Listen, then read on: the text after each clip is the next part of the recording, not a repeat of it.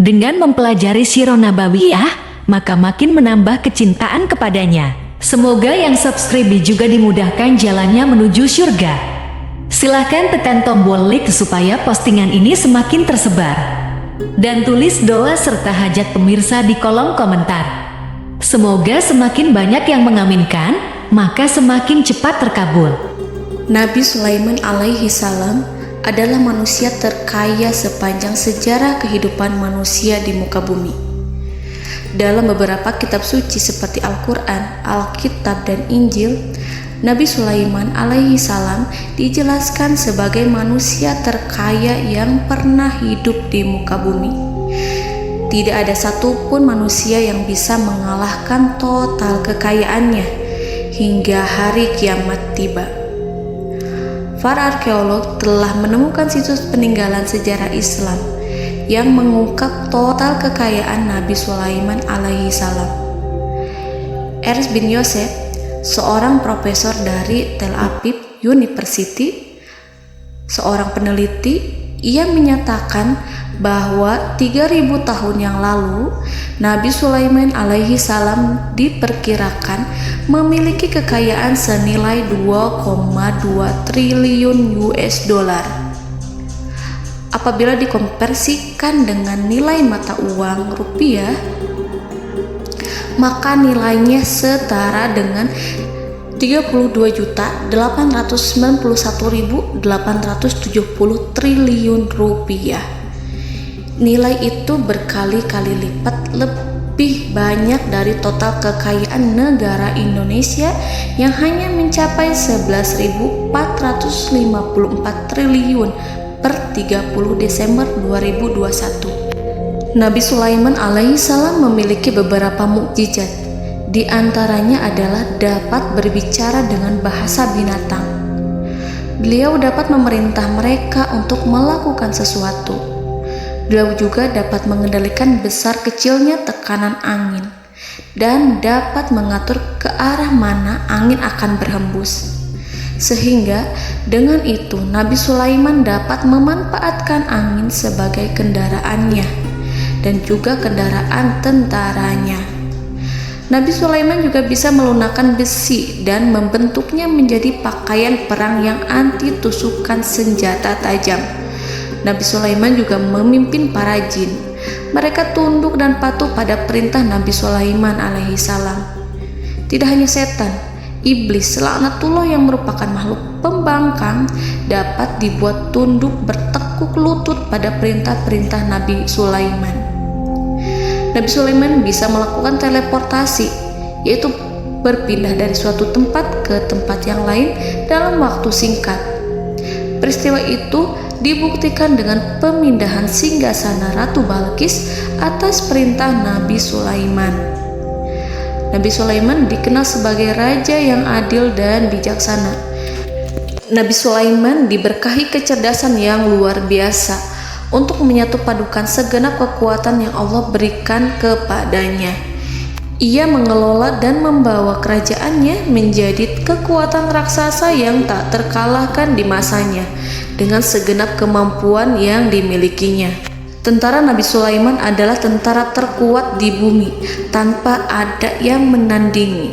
Pertanyaan mendasar yang muncul kali ini adalah dari mana sumber kekayaan dan kekuatan Nabi Sulaiman alaihi salam?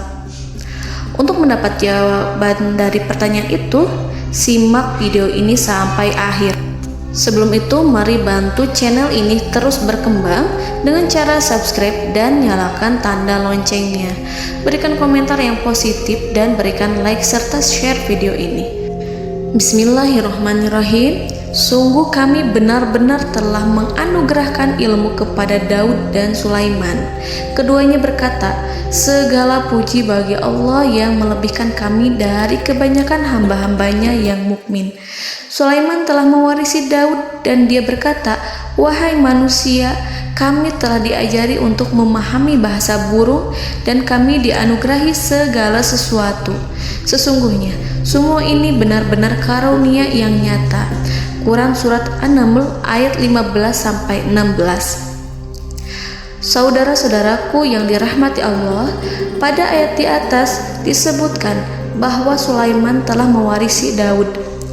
Nabi Sulaiman mewarisi Nabi Daud dalam sisi kenabian dan kekuasaan, bukan mewarisi harta, karena para nabi tidak mewariskan harta.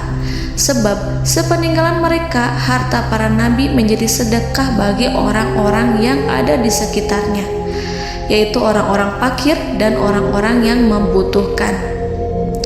Dan harta para nabi tidak dikhususkan bagi kalangan keluarganya. Rasulullah Shallallahu Alaihi Wasallam bersabda, "Kami para nabi tidak mewariskan." Nabi Sulaiman mewarisi kenabian dari Nabi Daud. Ini adalah hal yang jelas. Allah telah memilihnya sebagai nabi dari Bani Israel. Begitu juga Allah telah memberinya kekuasaan kerajaan sehingga ia menjadi pemimpin Bani Israel. Barangkali sesuatu yang paling penting yang diwarisi oleh Nabi Sulaiman dari Nabi Daud adalah tradisi militer. Kemajuan militer yang dahsyat telah berpindah kepada Nabi Sulaiman. Nabi Daud sebenarnya adalah seorang pengembala kambing yang sangat miskin, tetapi seiring dengan perjalanan waktu, ia menjadi komandan pasukan tiada tanding. Nabi Daud alaihi salam mengetahui bahwa kekuatan hakiki yang mengatur alam semesta adalah kekuatan Allah. Ketika Nabi Daud mengelurkan tangannya dan memegang potongan batu, lalu beliau melemparkannya dengan ketepel ke arah Jalut, kepala Jalut retak dan ambruk menghantam tanah. Ini sebagai bentuk demonstrasi kekuatan darinya. Kehadiran Nabi Daud mengubah pasukan Bani Israel, di mana mereka sebelumnya lari jika berhadapan dengan musuh. Maka kini keberadaan mereka mulai diperhitungkan di masa hidupnya. Nabi Daud mengalami peperangan yang sangat banyak, tapi Al-Quran tidak menceritakan secara terperinci. Hal itu dikarenakan karena Al-Quran adalah kitab dakwah di jalan Allah, bukan kitab sejarah. Al-Quran hanya menceritakan di dalam Al-Quran surat Shad ayat 20, "Dan kami kuatkan kerajaannya, kerajaan Daud." Ayat tersebut berarti bahwa Nabi Daud belum terkalahkan dalam peperangan yang diikutinya. Di samping dukungan yang Allah berikan kepadanya, juga pasukan dan rakyatnya, di mana mereka adalah orang-orang yang bertauhid, menyerahkan diri kepada Allah. Allah Subhanahu wa Ta'ala mengajarkan kepada Nabi Daud hal-hal yang menjadikan pasukannya memiliki keistimewaan yang dengannya mereka dapat mengalahkan pasukan-pasukan lain, pasukan-pasukan besar yang ada di bumi pada saat itu. Allah Subhanahu wa Ta'ala berfirman dalam surat Saba ayat 10, "Dan kami telah melunakkan besi untuknya." Baju besi mungkin akan menjadi masalah dalam benak kita. Ketika orang-orang yang berperang, baju besi cukup mengganggu gerakan mereka. Kita bisa membayangkan ketika ada dua orang berperang, salah satu dapat bergerak bebas, sementara yang lainnya tidak leluasa bergerak karena tertahan dengan pakaiannya. Namun, dengan kekuasaan Allah, Nabi Daud dapat melunakkan besi dan membuat baju besi yang ringan, yang mudah untuk digunakan. Ini adalah kemajuan penting yang Allah berikan kepada Nabi Daud dan tentaranya. Kemajuan itu kemudian diajarkan, diwariskan dan dimiliki oleh Nabi Sulaiman alaihi salam. Nabi Sulaiman memiliki pasukan dahsyat yang melebihi pasukan manapun di bumi saat itu, atau bahkan mungkin saat ini. Bahkan Allah menambahkan karunia-Nya kepada Nabi Sulaiman yang disebutkan dalam Al-Quran surat An-Naml ayat 16. Dan Sulaiman telah mewarisi Daud, dan dia berkata, "Wahai manusia, kami telah diberi pengertian tentang suara burung, dan kami diberi segala sesuatu. Sesungguhnya ini benar-benar suatu karunia yang nyata." Saudara-saudaraku yang dirahmati Allah, pada suatu hari Nabi Sulaiman alaihi salam menengadahkan tangannya dan berdoa kepada Allah Subhanahu wa Ta'ala. Antara hati Nabi dan Allah tidak ada penghalang, tidak ada jarak, tidak ada sekatan waktu, tidak ada satupun dari para nabi yang berdoa kepada Allah kecuali doanya pasti dikabulkan. Doa Nabi Sulaiman alaihi salam direkam dalam Al-Quran surat Shad ayat 35. Nabi Sulaiman berkata, "Ya Tuhanku, ampunilah aku, anugerahkanlah kepadaku kerajaan yang tidak dimiliki oleh seorang pun sesudahku." Nabi Sulaiman menginginkan dari Allah sesuatu kerajaan yang belum pernah diperoleh oleh siapapun setelahnya. Allah Subhanahu wa Ta'ala mengabulkan doa Nabi Sulaiman dan memberinya kerajaan tersebut. Nabi Sulaiman mewarisi kekuasaan, kenabian, hikmah ilmu dari Nabi Daud alaihi salam. Orang-orang menyebut Nabi Sulaiman Al-Hakim, Sulaiman yang bijaksana. Kebijaksanaannya tidak terbatas pada keadilan di tengah-tengah manusia dan juga kasih sayangnya kepada mereka. Namun, kebijaksanaan Nabi Sulaiman juga berlaku di kalangan burung dan binatang lainnya. Nabi Daud juga mengenal bahasa burung, tetapi Nabi Sulaiman dapat berbicara dengan bahasa burung. Bahkan, ia dapat menggantikannya sebagai pembantunya ketika Nabi Daud bertasbih di gunung-gunung. Dan burung-burung serta binatang-binatang buas ikut bertasbih bersamanya. Bahkan angin pun berhenti untuk mendengarkan tasbih itu. Sedangkan Nabi Sulaiman, Allah Subhanahu wa Ta'ala memberinya karunia lebih dari itu, di mana binatang-binatang buas tunduk padanya. Begitu juga angin dan burung. Saudara-saudaraku yang dirahmati Allah, Nabi Sulaiman alaihi salam mampu mendengarkan bisikan semut yang berbicara kepada sesama mereka. Bahkan ia mampu memerintahkan semut tersebut sehingga semut itu menjadi taat pada perintahnya. Pasukan Nabi Sulaiman memiliki kekuatan yang sangat dahsyat. Belum pernah ada di dunia ini satu pasukan pun yang memiliki kekuatan seperti itu.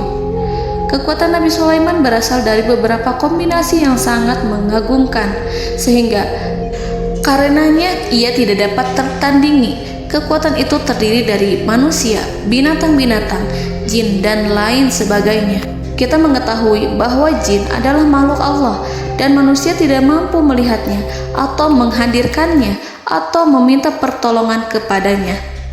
Sedangkan Nabi Sulaiman telah diberi Allah suatu kemampuan untuk menundukkan jin, mempekerjakan mereka sebagai tentara di tengah-tengah peperangan. Bahkan ia mampu menjadikan mereka sebagai pekerja-pekerja kasar di kerajaannya saat tidak ada peperangan. Oleh sebab itu, ketika ada pasukan lain yang mencoba melawan pasukan Nabi Sulaiman, mustahil mereka akan mendapatkan kemenangan. Bahkan pasukan Nabi Sulaiman diperkuat oleh pasukan burung. Burung di pasukan Nabi Sulaiman memerankan tugas penting, yaitu menjadi agen intelijen. Kita mengetahui bahwa peranan informasi saat peperangan adalah hal yang penting. Dari informasi tersebut, pasukan dapat mengetahui keadaan lawannya. Demikianlah peranan burung pada pasukan Sulaiman. Ia terbang di tengah-tengah musuh.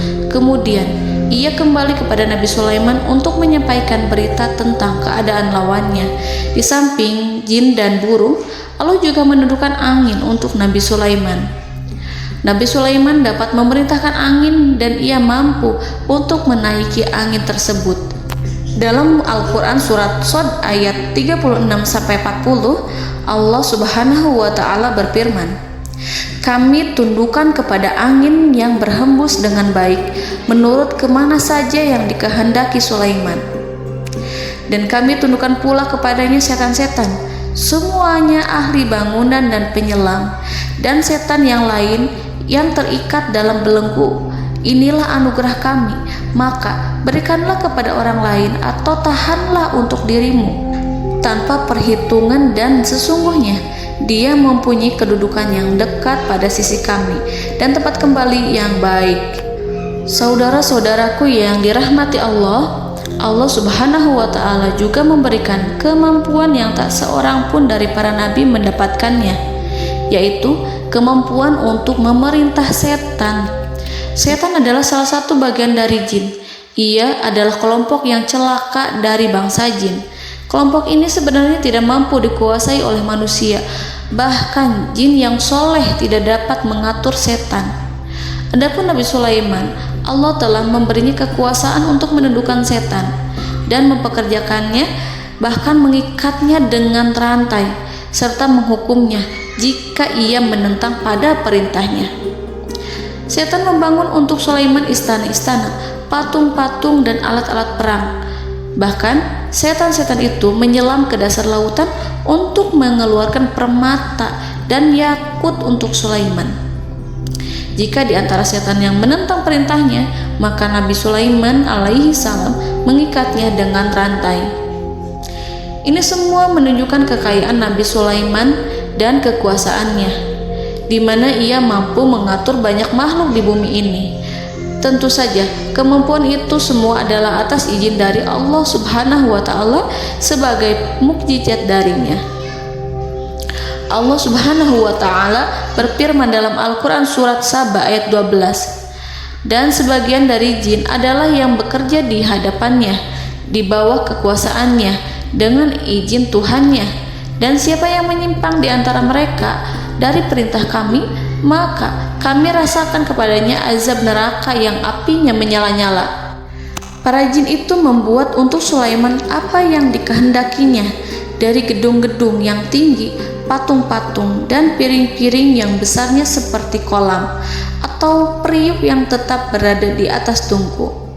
Saudara-saudaraku yang dirahmati Allah, Nabi Sulaiman yang bijaksana adalah penguasa yang tak tertandingi di muka bumi. Meskipun memperoleh nikmat-nikmat khusus yang agung itu yang Allah berikan kepada Sulaiman, beliau tetap menunjukkan dirinya sebagai manusia yang paling banyak berzikir kepada Allah dan manusia yang paling banyak bersyukur di zamannya. Saudara-saudaraku yang dirahmati Allah, sebagaimana Allah Subhanahu wa Ta'ala memberikan nikmat kepada ayahnya Nabi Daud alaihi salam, di mana ia mampu melunakkan besi dan Allah mengajarinya bagaimana cara mencairkan besi, maka Nabi Sulaiman alaihi salam dapat memanfaatkan tembaga yang cair untuk peperangan. Dan juga di saat perdamaian, pada saat peperangan, beliau mencampur tembaga dengan besi dan menjadikannya perunggu. Mereka menggunakan senjata-senjata perunggu dalam peperangan seperti pedang, baju besi, dan juga pisau. Senjata-senjata ini adalah senjata yang paling kuat pada saat itu. Sedangkan di saat damai, tembaga digunakan untuk membuat bangunan, perhiasan, dan sebagainya. Meskipun Nabi Sulaiman mendapatkan nikmat yang besar dan karunia yang khusus, Allah Subhanahu wa Ta'ala mengujinya dengan suatu ujian yang dahsyat. Ujian yang akan selalu datang kepada seorang hamba yang soleh. Ketika hamba itu mendapatkan kedudukan besar, maka ujiannya pun menjadi besar. Allah Subhanahu wa Ta'ala menguji Nabi Sulaiman dengan penyakit. Diceritakan oleh Fahru Roji, Nabi Sulaiman diuji dengan suatu penyakit yang keras, di mana kedokteran saat itu tidak dapat dan tidak mampu mengatasinya. Sakitnya Nabi Sulaiman sangat keras sehingga para dokter dari kalangan manusia ataupun jin tidak mampu menghilangkan penyakit itu. Lalu burung-burung menghadirkan rumput-rumput yang dianggapnya sebagai obat, tetapi Nabi Sulaiman tak kunjung sembuh. Semakin hari penyakit Nabi Sulaiman semakin menjadi-jadi, sehingga ketika Nabi Sulaiman duduk di atas kursi, ia duduk bagaikan tubuh tanpa roh, seakan-akan ia mati karena saking kerasnya penyakit yang dideritanya. Sakit yang diderita oleh Nabi Sulaiman alaihi salam berlangsung sangat lama. Namun Nabi Sulaiman tidak henti-hentinya berzikir. Ia meminta kesembuhan kepada Allah serta beristighfar pada Allah dan mengungkapkan rasa cinta kepadanya. Selesailah ujian Allah terhadap hambanya Nabi Sulaiman. Beliau pun sembuh. Nabi Sulaiman merasakan kembali kesehatannya setelah ia mengetahui segala kejayaan dan segala kekuasaan serta segala kebesarannya tidak lagi mampu menghilangkan penyakit yang dideritanya kecuali jika Allah menghendaki. Saudara-saudaraku yang dirahmati Allah, Nabi Sulaiman telah membangun tempat ibadah, tempat sujud, sehingga manusia menyembah Allah di dalamnya. Orang-orang yang membangunnya berjumlah puluhan ribu orang. Tentu setiap kelompok dari mereka memiliki pekerjaan masing-masing.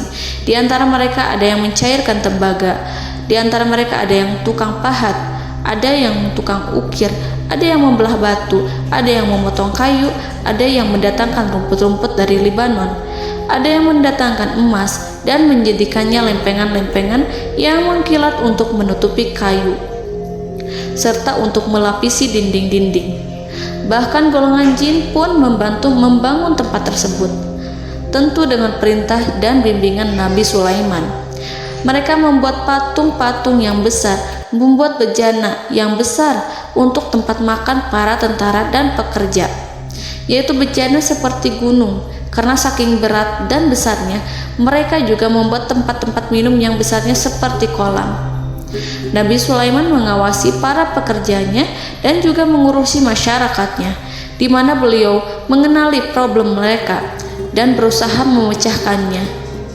Beliau juga mengawasi pasukan dari kalangan binatang dan burung. Beliau mengetahui apabila ada satu di antara mereka yang tidak datang, kemana ia pergi serta mengapa ia pergi.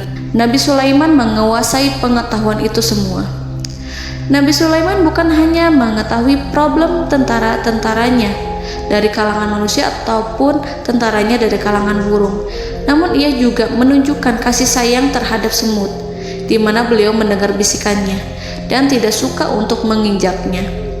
Nabi Sulaiman selalu menundukkan kepalanya ke bumi sebagai bentuk rasa rendah diri dan syukur kepada Allah.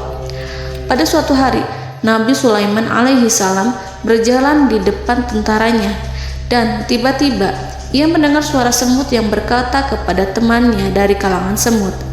Hal itu terekam dalam Al-Quran surat An-Nahl ayat 18-19. Wahai semut-semut, masuklah ke dalam sarang-sarangmu agar kamu tidak terinjak oleh Sulaiman. Sedangkan mereka tidak menyadarinya.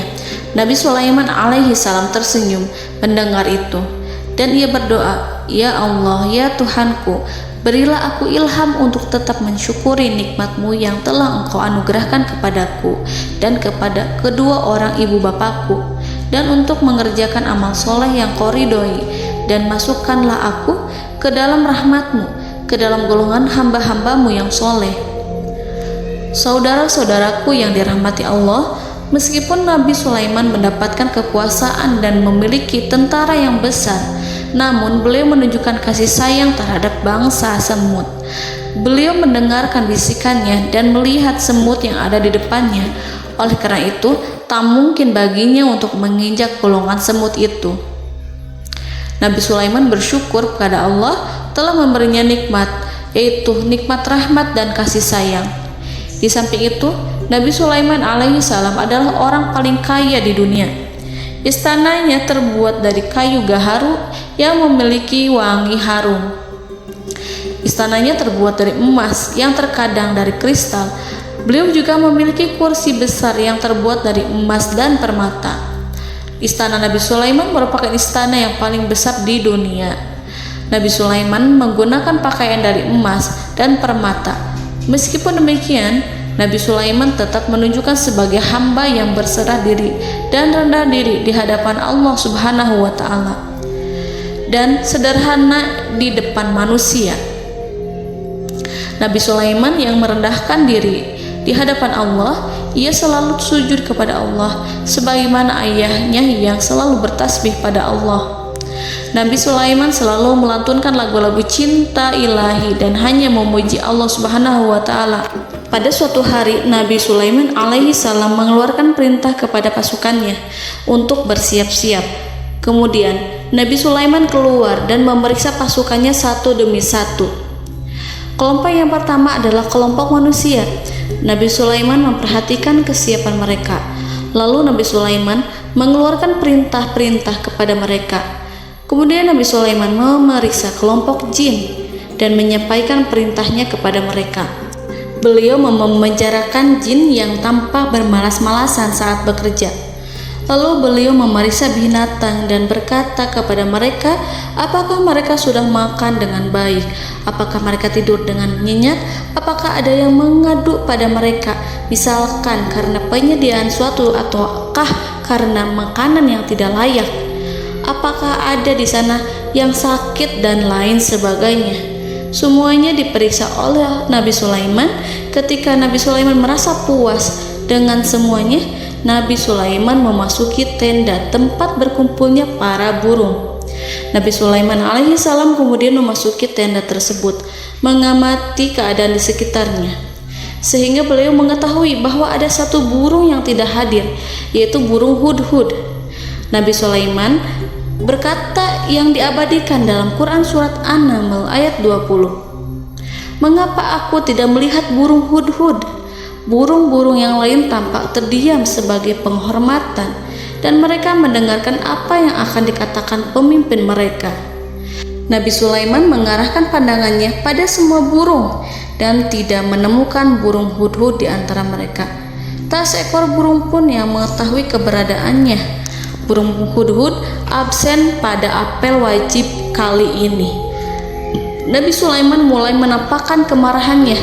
Tiba-tiba, seekor burung kecil memberanikan diri untuk berkata kepada Nabi Sulaiman, "Wahai Nabi yang mulia, seharusnya hudhud ada bersamaku kemarin untuk melaksanakan tugas penyelidikan. Ia adalah pemimpin misi, namun burung hudhud belum datang. Oleh karena itu aku tidak pergi bersamanya." Burung itu tampak gemetar. Nabi Sulaiman mengetahui bahwa hudhud tidak hadir dan tak seorang pun mengetahui kemana ia pergi. Burung hudhud pergi tanpa izin terlebih dahulu. Dalam keadaan marah, Nabi Sulaiman berkata, "Sungguh aku benar-benar akan mengazabnya dengan azab yang sangat keras atau benar-benar menyembelihnya, kecuali jika ia benar-benar datang kepadaku dengan alasan yang jelas." Kawanan burung-burung yang mengetahui bahwa Nabi Sulaiman sedang marah dan telah menetapkan untuk menyiksa burung hudhud atau menyembelihnya atau justru memaafkannya dengan syarat ia datang dengan membawa alasan yang dapat menyelamatkannya, atau dengan kata lain, burung hudhud dapat memastikan bahwa ia melaksanakan tugas yang penting. Nabi Sulaiman menunjukkan kemarahan yang besar sehingga siapapun akan merasa takut kepada Nabi Sulaiman yang marah. Seekor burung tampak gemetar, ketakutan melihat kemarahan Nabi Sulaiman. Lalu beliau mengulurkan tangannya ke burung itu dan memegang-megang kepalanya, sehingga burung itu pun merasa tenang dan rasa takutnya hilang. Nabi Sulaiman kemudian pergi dari tempat burung tersebut. Nabi Sulaiman masih memikirkan keadaan burung hudhud. Seharusnya burung hudhud menjadi bagian penting dari badan intelijen. Apakah ia pergi untuk menyingkap suatu, atau apakah ia pergi hanya untuk bermain-main? Nabi Sulaiman telah memperhatikan dan mengetahui bahwa burung hudhud adalah seekor burung yang cerdik dan juga fasih berbicara. Terkadang Nabi Sulaiman mendapati burung hudhud sedang bermain-main dan menunda-nunda pekerjaannya. Namun ketika Nabi Sulaiman melihatnya, burung hudhud memahami bahwa perbuatannya tidak benar. Oleh karena itu, ia tidak boleh menyampur adukan antara waktu serius dan waktu bermain. Tidak lama setelah itu, burung hudhud tiba di tempat para burung. Burung-burung yang lain berkata kepadanya, "Wahai hudhud, pergilah engkau ke tempat Nabi Sulaiman. Jika ia mengetahui bahwa engkau telah sampai, jiwamu benar-benar terancam." Mendengar itu, burung hudhud segera beranjak. Ia terbang menemui Nabi Sulaiman. Pada waktu itu, Nabi Sulaiman sedang duduk bersama tentaranya yang lain. Burung hudhud berdiri. Ia telah merencanakan untuk memulai pembicaraan dengan Nabi Sulaiman sebelum Nabi Sulaiman bertanya kepadanya kemana dia pergi. Ini sebagai bukti bahwa hudhud telah melaksanakan suatu tugas yang penting. Dalam surat An-Nahl ayat 22, burung hudhud, "Aku telah mengetahui sesuatu yang kamu belum mengetahuinya, dan kubawa kepadamu dari negeri Saba suatu berita penting yang diyakini." Seakan-akan burung hudhud hendak berkata, "Aku adalah hudhud yang miskin, tapi aku mengetahui apa yang tidak engkau ketahui, dan aku telah datang kepadamu dari kerajaan Saba dengan membawa berita yang sangat penting." Nabi Sulaiman tampak terdiam menunggu hudhud menyelesaikan kisahnya. Dalam surat An-Naml ayat 23-24, Burung Hudhud berkata, "Sesungguhnya aku menjumpai seorang wanita yang memerintah mereka. Dia dianugerahi segala sesuatu serta mempunyai singgasana yang besar. Aku mendapati dia dan kaumnya menyembah matahari selain Allah. Dan setan-setan telah menjadikan mereka memandang indah perbuatan-perbuatan mereka, lalu menghalangi mereka dari jalan Allah, sehingga mereka tidak mendapat petunjuk." Burung Hudhud diam. Nabi Sulaiman merasa bahwa Hudhud menunjukkan kepasihan lisannya. Nabi Sulaiman berkata dalam Quran surat An-Nahl ayat 27 sambil menunjukkan senyum manisnya. Nabi Sulaiman berkata, "Akan kami lihat apakah kamu benar wahai Hudhud, ataukah kamu termasuk orang-orang yang berdusta." Seakan-akan burung Hudhud ingin mengatakan, "Aku tidak berbohong wahai Nabi yang mulia." Namun diamnya Sulaiman membuat takut sehingga burung Hudhud terdiam. Nabi Sulaiman terdiam karena berpikir, lalu ia memutuskan sesuatu setelah itu. Beliau melihat kepada lainnya dan meminta secari kertas dan pena. Nabi Sulaiman menulis surat yang singkat dan menyerahkan kepada Hudhud serta memerintahkan kepadanya seperti yang dikatakan dalam Quran surat An-Nahl ayat 28. "Pergilah dengan membawa suratku ini, lalu jatuhkanlah kepada mereka, kemudian berpalinglah dari mereka. Lalu perhatikanlah apa yang mereka bicarakan."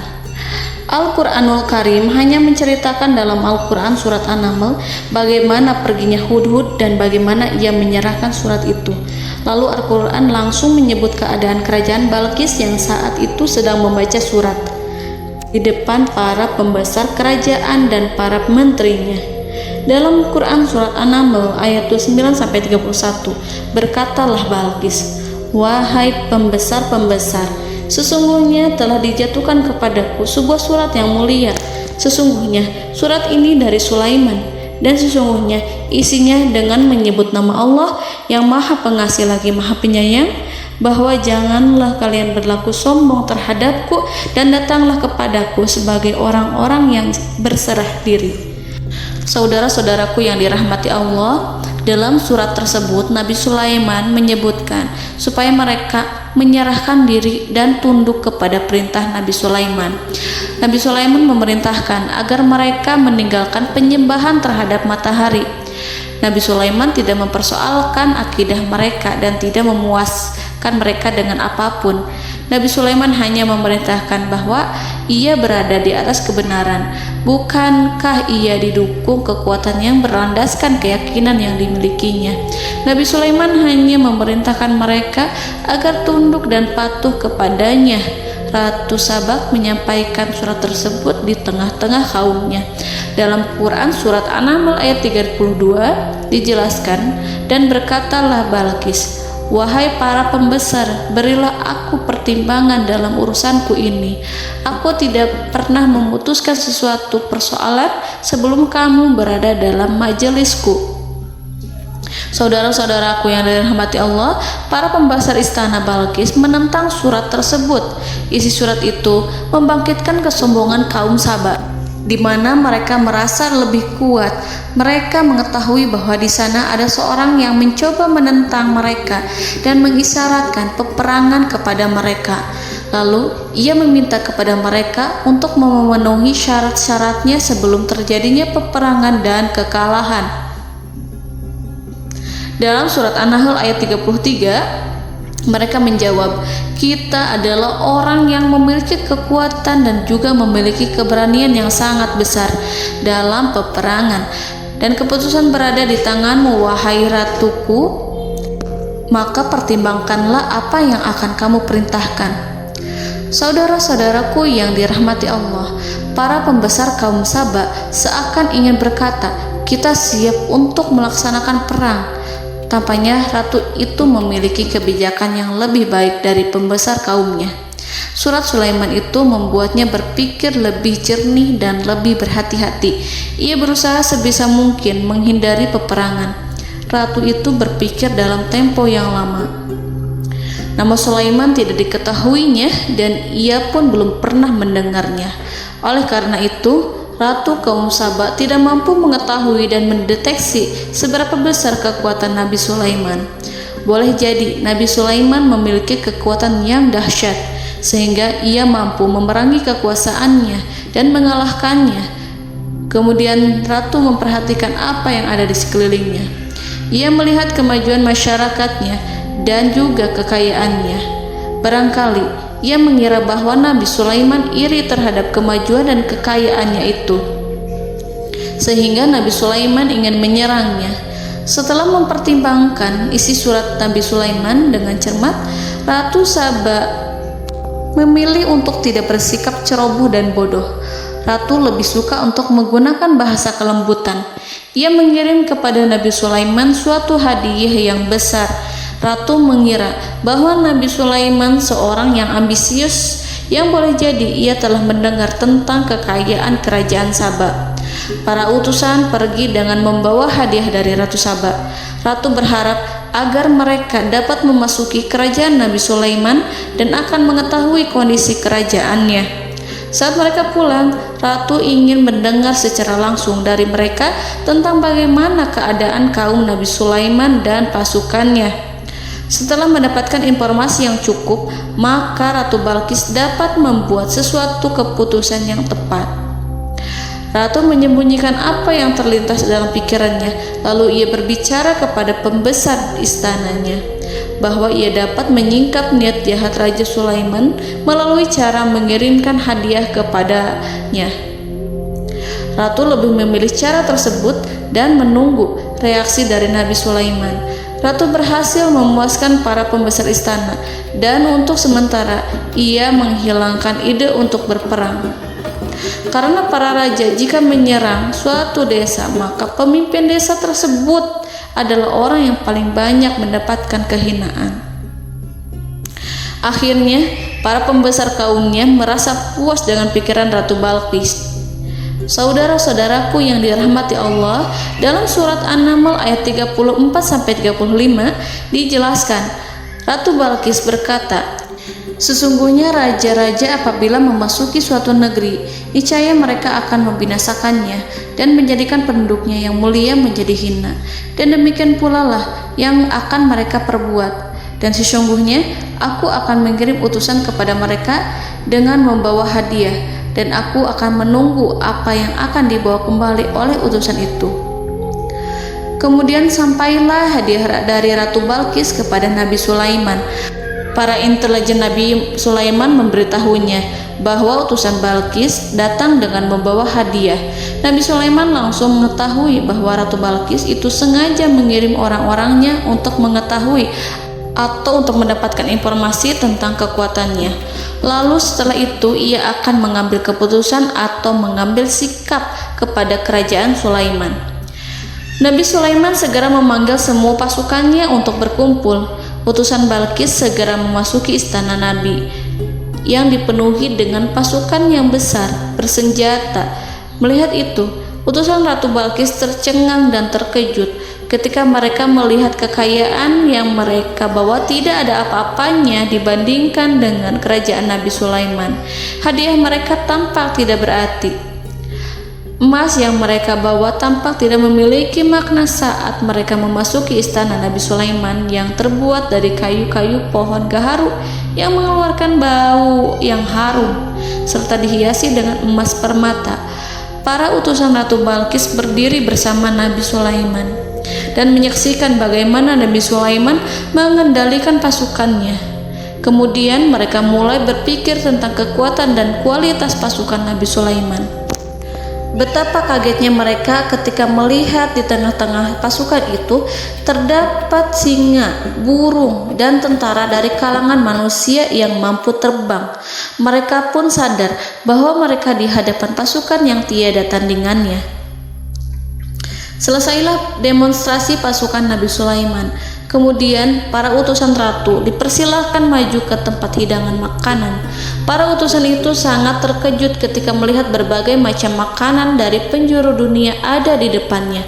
Dan di antara makanan itu terdapat pula makanan yang biasa ditemukan di negeri mereka. Tetapi mereka melihat bahwa makanan itu memiliki rasa yang lebih istimewa. Selain itu, piring-piring yang ada di depan mereka dan dijadikan tempat makan tersebut terbuat dari emas, dan mereka dilayani oleh laki-laki yang berhias dengan emas. Di meja makan itu terdapat burung, ikan laut, dan berbagai macam daging yang mereka tidak mampu lagi membedakan daging apa itu. Nabi Sulaiman tidak makan bersama mereka, tapi beliau makan dengan menggunakan piring yang terbuat dari kayu. Beliau memakan roti yang kering yang dicampur dengan minyak. Inilah makanan yang dipilih Nabi Sulaiman. Makan bersama mereka dalam keadaan diam, mereka merasa kehadiran Nabi Sulaiman menciptakan suatu wibawa yang luar biasa. Selesai perjamuan itu, lalu dengan sangat malu mereka menyerahkan hadiah dari Ratu Balqis kepada Nabi Sulaiman. Hadiah itu berupa emas yang bagi mereka hadiah itu sangat bernilai tinggi.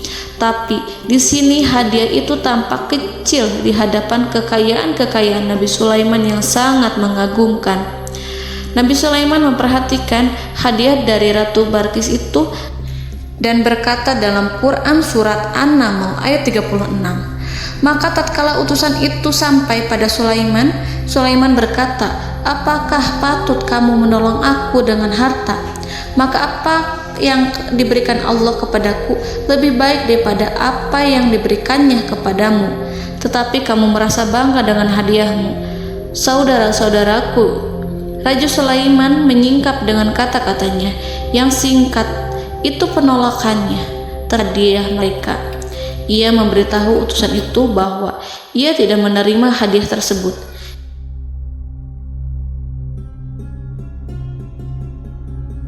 "Janganlah kalian berlaku sombong terhadapku dan datanglah kepadaku sebagai orang-orang yang berserah diri."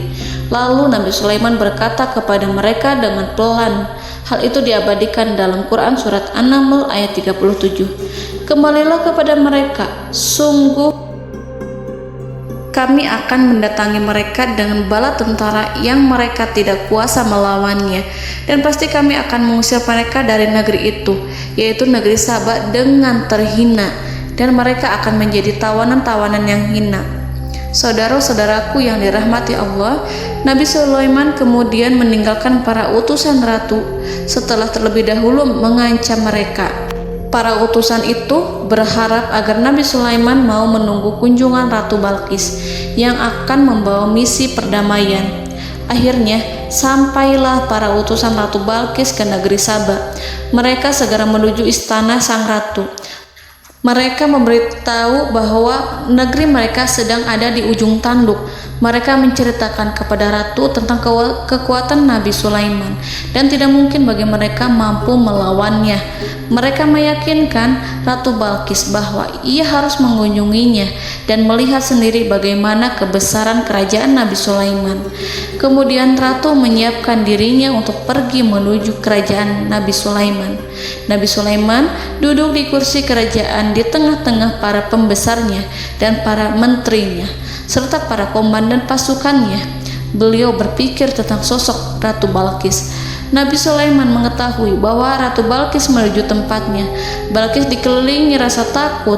Nabi Sulaiman berpikir sejenak tentang bagaimana matahari disembah. Ia memikirkan bagaimana informasi yang diterima oleh intelijennya tentang kemajuan kerajaan Balqis dalam bidang kesenian dan ilmu pengetahuan. Nabi Sulaiman bertanya kepada dirinya sendiri, apakah kemajuan menjadi penghalang untuk mengetahui kebenaran? Apakah ratu itu senang dengan kekuatan yang dicapainya?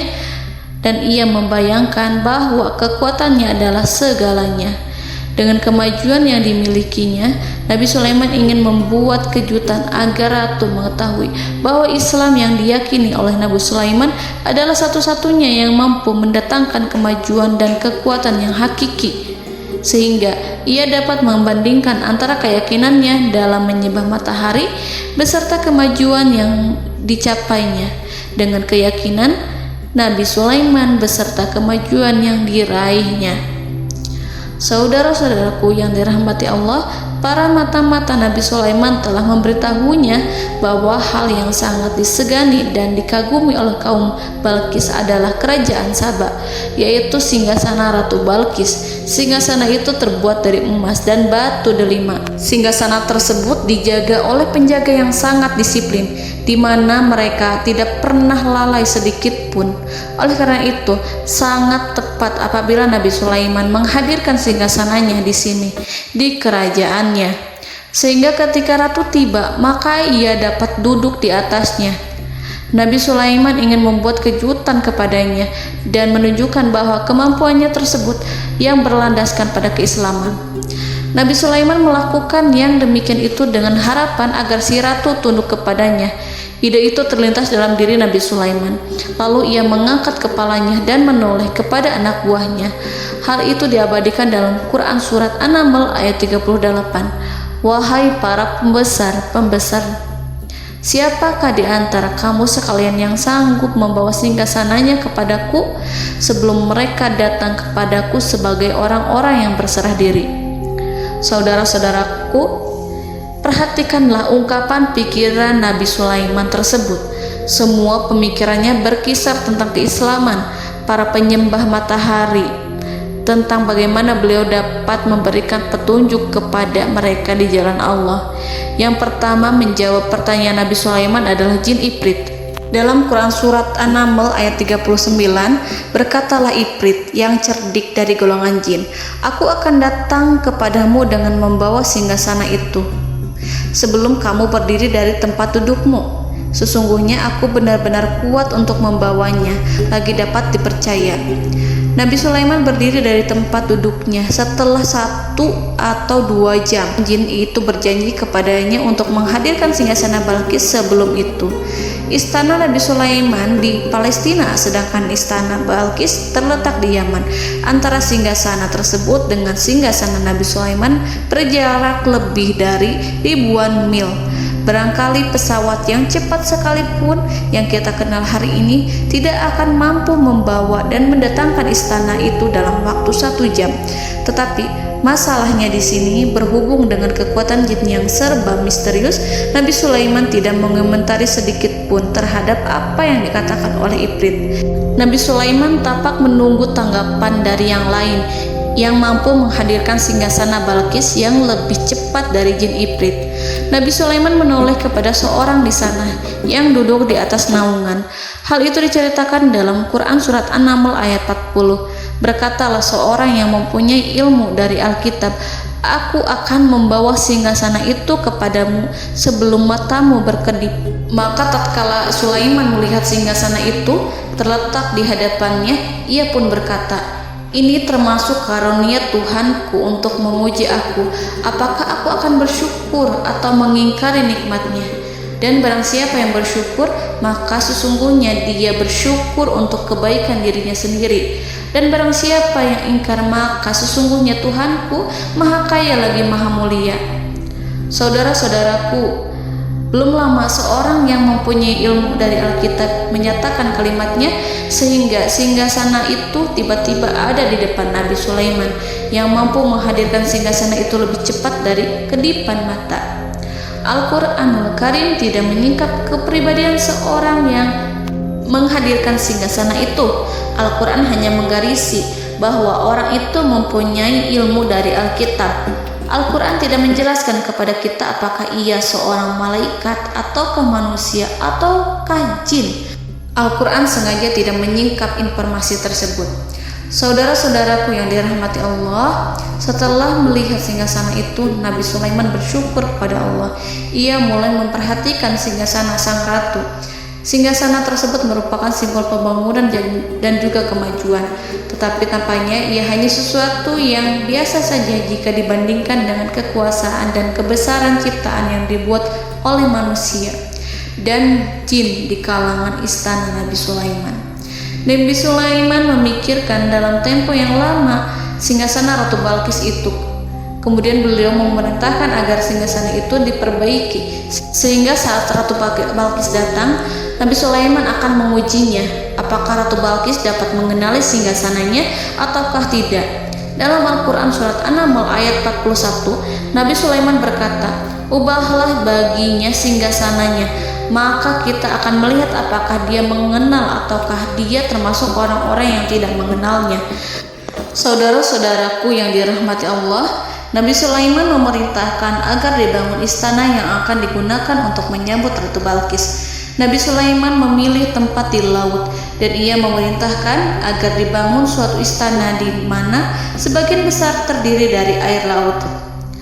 Nabi Sulaiman memerintahkan agar lantainya itu terbuat dari kaca yang tebal dan kuat sehingga orang-orang yang berjalan di atas istana itu akan dapat melihat di bawahnya ada ikan-ikan yang berwarna-warni yang berenang-renang ke sana kemari, dan mereka akan melihat rumput-rumput laut yang bergerak-gerak. Akhirnya, selesailah pembangunan istana itu. Saking bersihnya kaca lantainya sehingga tampak di sana tidak ada kaca. Burung hudhud memberitahu Nabi Sulaiman bahwa Ratu Balqis telah sampai di dekat kerajaannya. Kemudian Ratu Balqis datang.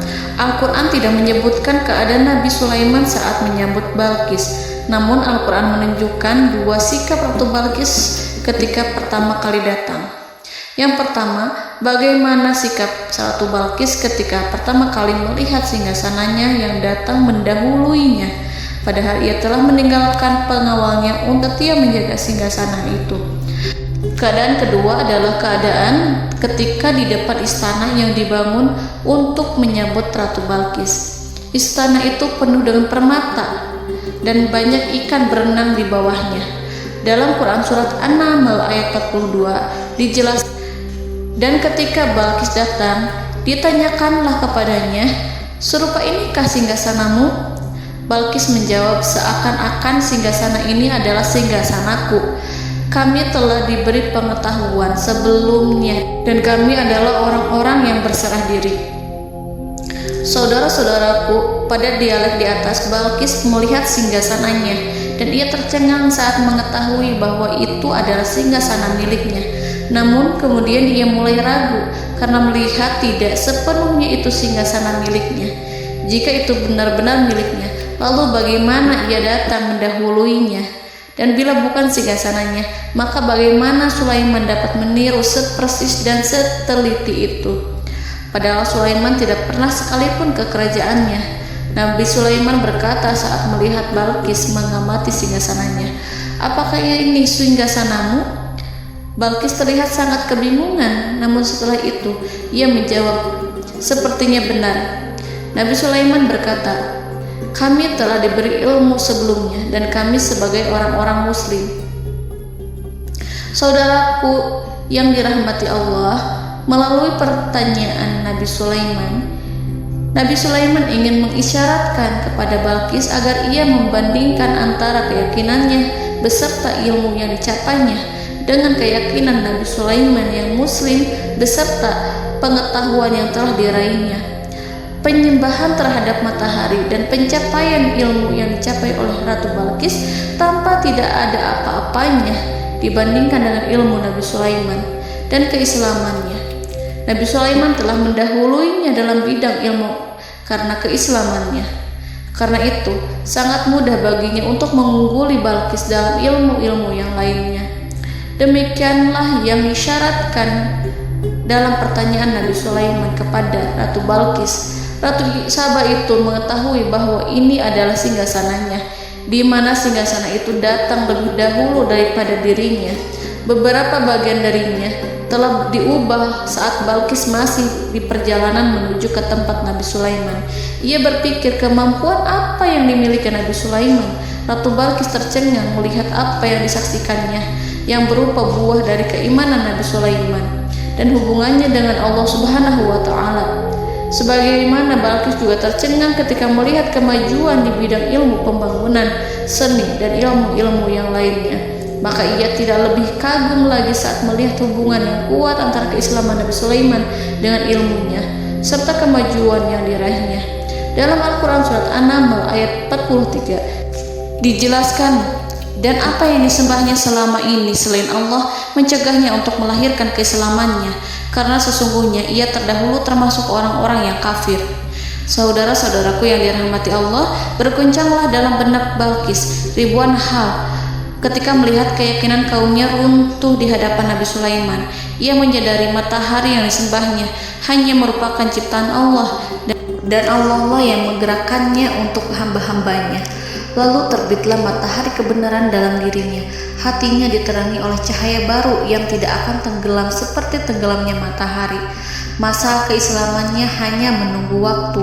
Ratu Balqis memilih waktu yang tepat untuk mengumumkan keislamannya.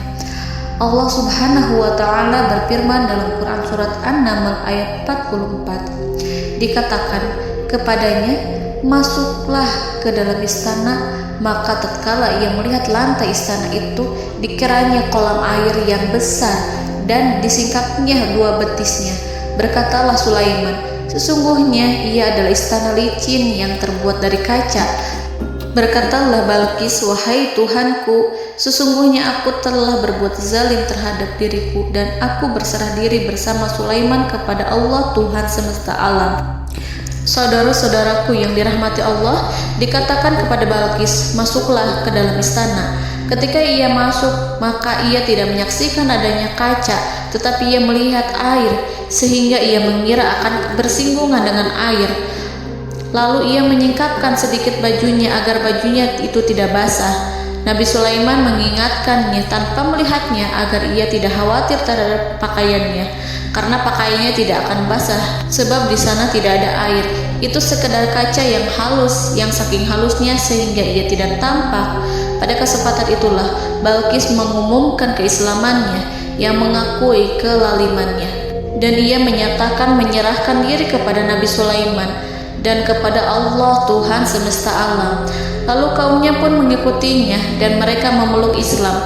Balqis menyadari ia berhadapan dengan penguasa yang terbesar di bumi dan Nabi Allah yang mulia. Untuk pertama kalinya, wajah Sulaiman tampak dihiasi dengan senyuman yang menunjukkan kepuasannya sejak Balqis mengunjunginya. Demikianlah Nabi Sulaiman mewujudkan kejayaannya yang hakiki dan menyebarkan cahaya Islam di muka bumi. Saudara-saudaraku, Al-Quran tidak menyebutkan kisah Balqis setelah keislamannya. Para ahli tafsir mengatakan bahwa ia menikah dengan Nabi Sulaiman. Selain itu, ada yang mengatakan bahwa ia menikah dengan salah satu orang dekat Nabi Sulaiman. Ada juga yang mengatakan bahwa sebagian Raja Habasyah adalah keturunan dari buah perkawinan ini. Wallahu a'lam bishawab. Saudara-saudaraku yang dirahmati Allah, Nabi Sulaiman hidup di tengah-tengah kejayaan dan kemuliaan di bumi. Kemudian Allah menetapkan kematian untuknya, sebagaimana kehidupan Sulaiman berada di puncak kemuliaan dan kejayaan yang penuh dengan keajaiban yang luar biasa. Maka kematiannya pun merupakan tanda-tanda kebesaran Allah yang penuh dengan keajaiban. Demikianlah bahwa kematiannya sesuai dengan kehidupannya, sesuai dengan kejayaannya. Allah berfirman tentang kematian Sulaiman di dalam Al-Quran Surat Saba ayat 14. Maka tatkala kami telah menetapkan kematian Nabi Sulaiman, tidak ada yang menunjukkan kepada mereka kematiannya itu kecuali rayap yang memakan tongkatnya. Maka tatkala ia telah tersungkur, tahulah jin bahwa kalau sekiranya mereka mengetahui yang gaib, tentulah mereka tidak akan tetap dalam siksa yang menghinakan. Saudara-saudaraku, kemampuan Nabi Sulaiman untuk menundukkan jin dan mempekerjakan mereka serta hubungan mereka dengan semua itu menimbulkan fitnah di tengah-tengah manusia dalam hal tertentu. Kematian Nabi Sulaiman merupakan batasan jawaban terhadap fitnah ini. Kami tidak mengetahui siapa yang mengklaim bahwa jin mengetahui hal yang gaib, apakah itu setan yang terkutuk atau jin yang bodoh atau manusia yang tertipu. Kami tidak mengetahui siapa yang bertanggung jawab terhadap tersebarnya isu yang keliru ini. Yang kita ketahui adalah bahwa hal tersebut adalah mempengaruhi sebagian manusia dan jin. Barangkali manusia berkata kepada diri mereka, selama jin melakukan perbuatan yang luar biasa ini, maka apa gerangan yang menjadikan mereka tidak mengetahui hal yang gaib itu? Manusia itu lupa bahwa kunci kegaiban berada di tangan Allah. masalah ilmu gaib tidak akan mampu dikuasai oleh jin dan manusia. Hanya Dia yang mengetahuinya, dan manusia diberitahu hanya sedikit sekali. Saudara-saudaraku yang dirahmati Allah, seakan-akan Allah telah merencanakan bahwa kematian Sulaiman bertujuan untuk menghancurkan pemikiran itu, yaitu pemikiran bahwa jin mengetahui hal-hal yang gaib. Jin bekerja untuk Nabi Sulaiman selama beliau hidup, dan tatkala beliau meninggal, maka tugas mereka menjadi bebas. Nabi Sulaiman meninggal tanpa diketahui oleh jin, sehingga mereka tetap bekerja untuk mereka, tetap mengabdi kepada Sulaiman.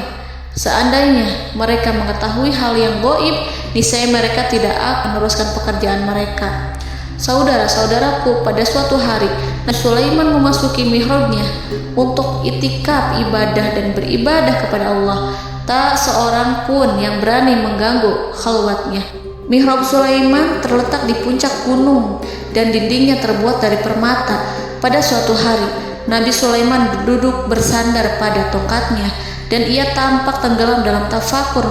Beliau berzikir pada Allah hingga rasa kantuk menguasainya. Lalu setelah itu malaikat maut menemuinya. Nabi Sulaiman pun meninggal. Beliau bersandar kepada tongkatnya. Jin melihatnya dan mengira bahwa beliau sedang sholat, sehingga mereka pun terus melanjutkan pekerjaannya. Berlalulah hari demi hari yang panjang. Datanglah rayap, yaitu semut kecil yang memakan kayu. Hewan itu mulai memakan tongkat Nabi Sulaiman. Rayap itu tampak lapar. Sebagian dari tongkat Nabi Sulaiman dimakan beberapa hari oleh rayap itu. Ketika yang dimakannya semakin bertambah, maka tongkat itu pun menjadi rusak dan kemudian jatuh dari tangan Nabi Sulaiman alaihi salam. Tubuh mulia itu kehilangan keseimbangan dan kemudian jatuh terhempas di bumi. Tatkala tubuh suci itu tersungkur, maka manusia segera menuju ke arahnya. Mereka menyadari dan mengetahui bahwa Nabi Sulaiman telah meninggal dalam waktu yang lama. Jin menyadari bahwa mereka tidak mengetahui hal yang gaib, dan manusia pun mengetahui hakikat ini. Seandainya jin mengetahui hal yang gaib, niscaya ia tidak akan meneruskan siksa yang hina. Mereka tidak akan bekerja kepada Sulaiman. Demikianlah Nabi Sulaiman alaihi salam meninggal dalam keadaan duduk dan sholat di mihrabnya. Lalu berita itu tersebar bagaikan api di bumi. Manusia, burung, dan binatang buas mengantarkan jenazah Nabi Sulaiman. Sekawanan burung tampak sedih dan menangis. Semua makhluk bersedih. Akhirnya tak seorang pun mengetahui bahasa burung di bumi. Meninggallah seorang yang memahami pembicaraan burung, binatang-binatang, jin, dan lain sebagainya. Burung-burung itu berkata, betapa beratnya kehidupan di tengah orang-orang yang tidak mengetahui pembicaraan kita. Allahu a'lam.